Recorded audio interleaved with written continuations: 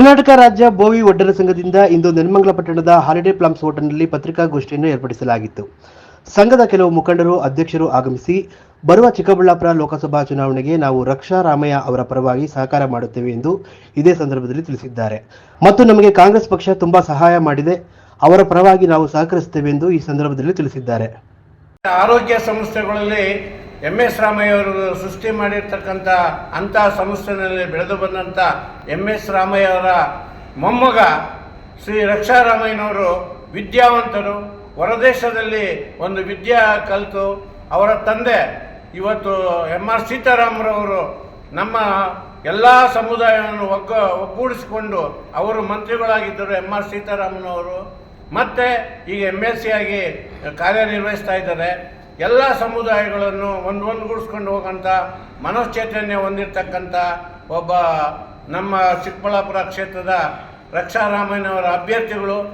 ಅವರ ಗೆಲುವಿಗಾಗಿ ನಾವು ಹಗಲು ರಾತ್ರಿ ಶ್ರಮ ಪಡ್ತೀವಿ. ಅವ್ರನ್ನ ಈ ಒಂದು ಚುನಾವಣಾ ಇದರಲ್ಲಿ ಚಿಕ್ಕಬಳ್ಳಾಪುರ ಕ್ಷೇತ್ರದಲ್ಲಿ ನಾವು ಎಲ್ಲರೂ ಒಗ್ಗೂಡಿ ಅವ್ರನ್ನ ಜಯಶೀಲರನ್ನಾಗಿ ಮಾಡ್ತೀವಿ ಅಂತ ಈ ಪತ್ರಿಕಾ ಮಾಧ್ಯಮದ ಮೂಲಕ ನಾವು ತಮ್ಮಲ್ಲಿ ವಿನಂತಿಸ್ತೀವಿ. ಎಲ್ಲ ನಮ್ಮ ಸಮುದಾಯದ ಎಲ್ಲ ಬಾಂಧವರು ಕಾಂಗ್ರೆಸ್ ಪಕ್ಷಕ್ಕೆ ಮತ ನೀಡಬೇಕು ಅಂತ ಅಂದ್ಬಿಟ್ಟು ನಾನು ಕಳಕಳಿಯಿಂದ ಪ್ರಾರ್ಥಿಸ್ತೀನಿ. ಇದು ನಾವು ಏನು ಕರ್ನಾಟಕ ರಾಜ್ಯ ಬೋವಿ ಒಡ್ಡರ ಸಂಘ ನೆಲಮಂಗಲ ಮತ್ತು ದೇವನಹಳ್ಳಿ, ನಾವು ಚಿಕ್ಕಬಳ್ಳಾಪುರ ಕ್ಷೇತ್ರದಲ್ಲಿ ಏನು ಬೋವಿಗಳ ಸಮಾಜ ಇದ್ದೀವೋ ನಾವೆಲ್ಲ ಒಗ್ಗಟ್ಟಾಗಿ ರಕ್ಷಾರಾಮಯ್ಯನ ಅವ್ರನ್ನ ಅಭ್ಯರ್ಥಿನ ಗೆಲುವಿಗಾಗಿ ಶ್ರಮಿಸಬೇಕು ಅಂತ ನಾವೆಲ್ಲ ಕೂತ್ಕೊಂಡು ಮಾತಾಡಿ, ಯಾಕಪ್ಪ ಅಂತಂದರೆ ಕಾಂಗ್ರೆಸ್ ಪಕ್ಷ ಯಾವತ್ತು ಹಿಂದುಳಿದ ಅಂದರೆ SC ST ಪರವಾಗಿದೆ, ನಮ್ಗೆ ಸಪೋರ್ಟ್ ಮಾಡ್ಕೊಂಡು ಬಂದಿದೆ. ಯಾವತ್ತು ಇವತ್ತೇನು ಮನೆಗೆ ಅಕ್ಕಿಗಿರ್ಬೋದು, ರೇಷನ್ ಇರ್ಬೋದು, ಕೊಡ್ತಕ್ಕಂಥ 2,000 ರೂಪಾಯಿ ಕಾಸು ಇರ್ಬೋದು, ವಿದ್ಯುತ್ ಶಕ್ತಿ ಇರ್ಬೋದು, ಮತ್ತು ಏನು ಲೇಡೀಸಿಗೆ ಕೊಡ್ತಾರೆ 2,000 ರೂಪಾಯಿ ಇರ್ಬೋದು, ಬಸ್ಸಿನ ವ್ಯವಸ್ಥೆ ಇರ್ಬೋದು, ಈ ಎಲ್ಲ ಸೇವೆಗಳಿಂದ ಇವತ್ತು ಬಡವರ ಬಗ್ಗರಿಗೆ ಅನುಕೂಲ ಆಗಿದೆ ಒಂದು. ಮತ್ತು ಇನ್ನು ನೆಲಮಂಗಲದಲ್ಲಿ N ಶ್ರೀನಿವಾಸಯ್ಯ ಬಂದರು, ಇಲ್ಲಿಂದ ಬಂದರು, ಇಲ್ಲಿ ಗೆದ್ದರು, ಸಂತೋಷ. ನಾನು ದಳದಲ್ಲಿದ್ದೆ, ದಳದಲ್ಲಿ ಏನು ಕೆಲಸ ಮಾಡಿದೆ ತಮಗೆ ಗೊತ್ತು. ನಾನು ಏಕಪ್ಪ ಇಲ್ಲಿ ವಾಪಸ್ ಬಂದೆ ಈ ಪಕ್ಷಕ್ಕೆ ಅಂತಂತಂದರೆ N ಶ್ರೀನಿವಾಸಯ್ಯ ಗೆದ್ದು 9-10 ತಿಂಗಳಾಯಿತು. 10 ತಿಂಗಳಿಗೆ ಒಂದು 1,000 ಕೋಟಿ ರೂಪಾಯಿ ಅಷ್ಟು ಅನುದಾನ ತಂದವ್ರೆ. ಮತ್ತು ಯಾವುದೇ ರೀತಿ ಒಂದು ಭ್ರಷ್ಟ ಕೆಲಸ ಮಾಡಿಲ್ಲ.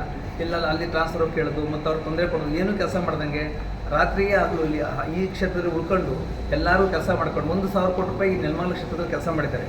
ಸೊ ಹಾಗಾಗಿ ನಾವೆಲ್ಲ ಇವು ಏನು ಬೋವಿ ಸಮಾಜದವರೆಲ್ಲ ಏನು ಮಾಡಬೇಕು, ಇವಾಗ ಚೆನ್ನಾಗಿ ಕೆಲಸ ಮಾಡಿರೋರು ನಮ್ಮ ವಿಧಾನಸಭಾ ಕ್ಷೇತ್ರದಲ್ಲಿ N ಶ್ರೀನಿವಾಸಯ್ಯ ಆ ವೈನಿಗೆ ಬಲ ಬರಬೇಕು ಅಂದರೆ ಇವತ್ತು ರಕ್ಷಾರಾಮಯ್ಯ ಗೆಲ್ಸಿದ್ರೆ ಶ್ರೀನಿವಾಸಯ್ಯ ಒಂದು ಬಲ ಬಂದಂಗೆ ಆಗುತ್ತೆ. ಮುಂದಿನ ದಿನದಲ್ಲಿ ಹೆಚ್ಚಿಗೆ ಅನುದಾನ ತಂದು ಒಂದು 3-4 ಕೋಟಿ ರೂಪಾಯಿ ಅನುದಾನ ತಂದು ನೆಲಮಂಗಲ ಅಭಿವೃದ್ಧಿ ಆಗುತ್ತೆ.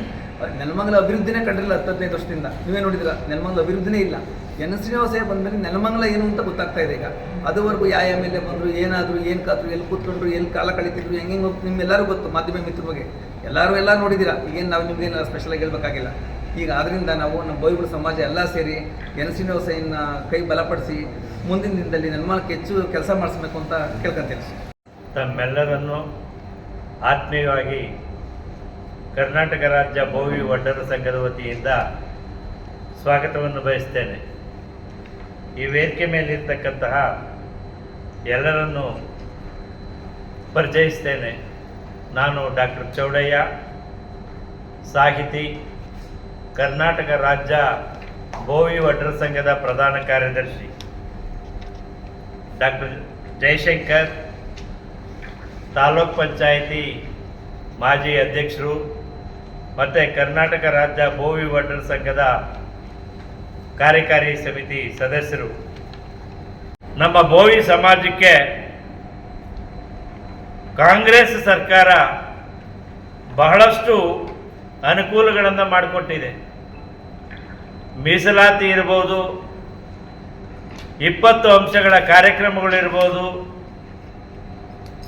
ವಿದ್ಯಾಭ್ಯಾಸದಲ್ಲಿರ್ಬೋದು, ಶಿಕ್ಷಣ ಕ್ಷೇತ್ರದಲ್ಲಿರ್ಬೋದು, ಹೀಗೆ ಅನೇಕ ಕ್ಷೇತ್ರಗಳಲ್ಲಿ ನಮ್ಮ ಬಡವರ ಶ್ರೇಯಾಭಿವೃದ್ಧಿಗಾಗಿ ಅನೇಕ ಕಾರ್ಯಕ್ರಮಗಳನ್ನು ರೂಪಿಸ್ತಾ ಬಂದಿದೆ. ಇವತ್ತು ನಾವು ಏನಾದರೂ ಅಭಿವೃದ್ಧಿ ಹೊಂದಿದ್ದೀವಿ ಅಂದರೆ ಕಾಂಗ್ರೆಸ್ನಿಂದಲೇ ನಾವು ಅಭಿವೃದ್ಧಿ ಹೊಂದಲಿಕ್ಕೆ ಸಾಧ್ಯವಾಗಿದೆ. ನಮ್ಮ ಬೋವಿ ಸಮಾಜ ಶ್ರಮಿಕ ವರ್ಗಕ್ಕೆ ಸೇರಿದ್ದು, ನಾವು ಗುಡಿಸಲುಗಳಲ್ಲಿ ವಾಸ ಮಾಡ್ತಾ ಅಲೆಮಾರಿಗಳಾಗಿ ಕಲ್ಲು ಬಂಡೆಗಳನ್ನು ಚೆಚ್ಚಿ ಅಲ್ಲೇ ಗುಡಿಸಲುಗಳನ್ನು ಹಾಕಿಕೊಂಡು ಅಲ್ಲೇ ಜೀವನವನ್ನು ನಡೆಸಿಕೊಂಡು ಅಲ್ಲಿ ಏನಾದರೂ ಕೆಲಸಗಳು ಮನೆಗಳನ್ನು ಕಟ್ತಾ ಅಲ್ಲಿ ಏನಾದರೂ ಕಾಲುವೆಗಳನ್ನು ನಿರ್ಮಾಣ ಮಾಡ್ತಾ ಇದ್ದಂಥ ಸಂದರ್ಭಗಳಲ್ಲಿ ಅಲ್ಲಿ ಕೆಲಸ ಮುಗಿದ ನಂತರ ಮತ್ತೆ ಒಂದು ಊರಿಗೆ ಹೋಗೋದು, ಹೀಗೆ ಅಲೆಮಾರಿ ಜೀವನಗಳನ್ನು ನಡೆಸ್ಕೊಂಡಂಥ ಬಂದಂಥ ಜನಗಳಿಗೆ ಜಮೀನುಗಳನ್ನು ಕೊಟ್ಟಿದೆ, ಮನೆಗಳನ್ನು ಕೊಟ್ಟಿದೆ. ಈ ರೀತಿಯಾಗಿ ಕಾಂಗ್ರೆಸ್ ಸರ್ಕಾರ ನಮ್ಮ ಬೋವಿ ಜನಾಂಗಕ್ಕೆ ಅನೇಕ ವಿಧವಾದಂತಹ ಸವಲತ್ತುಗಳನ್ನು ಕೊಟ್ಟಿದೆ. ಇತ್ತೀಚೆಗೆ ಬೋವಿ ಜನಾಂಗಕ್ಕೆ PTCL ಕಾಯ್ದೆಯನ್ನು ಏನು ಭಾರತ ಸರ್ಕಾರ ಬೋವಿ ಜನಾಂಗದವರಿಗೆ ಅಂತ ಅಲ್ಲ, ಪರಿಶಿಷ್ಟ ಜಾತಿ ಪರಿಶಿಷ್ಟ ವರ್ಗದವರಿಗೆ ಅವರಿಗೆ ಆ ಜಮೀನುಗಳನ್ನು ಕೊಟ್ಟು ಆ ಜಮೀನಿನಲ್ಲಿ ವ್ಯವಸಾಯ ಮಾಡಿಕೊಂಡು ಅವ್ರ ಜೀವನ ನಡೆಸಲಿ ಅಂತ ಸರ್ಕಾರದಿಂದ ಮಂಜೂರು ಮಾಡೋಂಥ ಜಮೀನುಗಳು, ಕೆಲವರು ಆ ಜಮೀನುಗಳನ್ನು ಮಾರ್ಕೊಂಡಿದ್ರು. ಜನ ಬಡತನದ ರೇಖೆಯಿಂದ ಕೆಳಗಡೆ ಇದ್ದಾರೆ. ಅದರಲ್ಲಿ 22.99 ಕೋಟಿಯಷ್ಟು ಭಾರತದಲ್ಲೇ ಇದ್ದಾರೆ. ಇದು ನಾವ್ಯಾರು ಸರ್ವೆ ಮಾಡಿರ್ತಕ್ಕಂಥ ವಿಚಾರ ಅಲ್ಲ, ಅಥವಾ ನಮ್ಮ ದೇಶದಲ್ಲಿ ಯಾರೂ ಇದ್ರ ಸರ್ವೆ ಮಾಡಿದವರಲ್ಲ. ವಿಶ್ವಸಂಸ್ಥೆ ಮಾಡಿರ್ತಕ್ಕಂಥದ್ದು, ನ್ಯೂಯಾರ್ಕ್ನಲ್ಲಿರ್ತಕ್ಕಂಥ ವಿಶ್ವಸಂಸ್ಥೆ ಆ ಆಹಾರದಲ್ಲಿ ಮಲ್ಟಿ ಡೈಮೆನ್ಷನಲ್ ಪಾವರ್ಟಿ ಇಂಡೆಕ್ಸ್ 111 ಜಗತ್ತಿನಲ್ಲಿ 111 ದೇಶಗಳು 19.1% ಜನ ಬಡವರಿದ್ದಾರೆ. ನೆನ್ಮಂಗಲ ಸುದ್ದಿಗಾಗಿ ಲಕ್ಷ್ಮಣ್ ಮಂಡಿಗೆರೆ.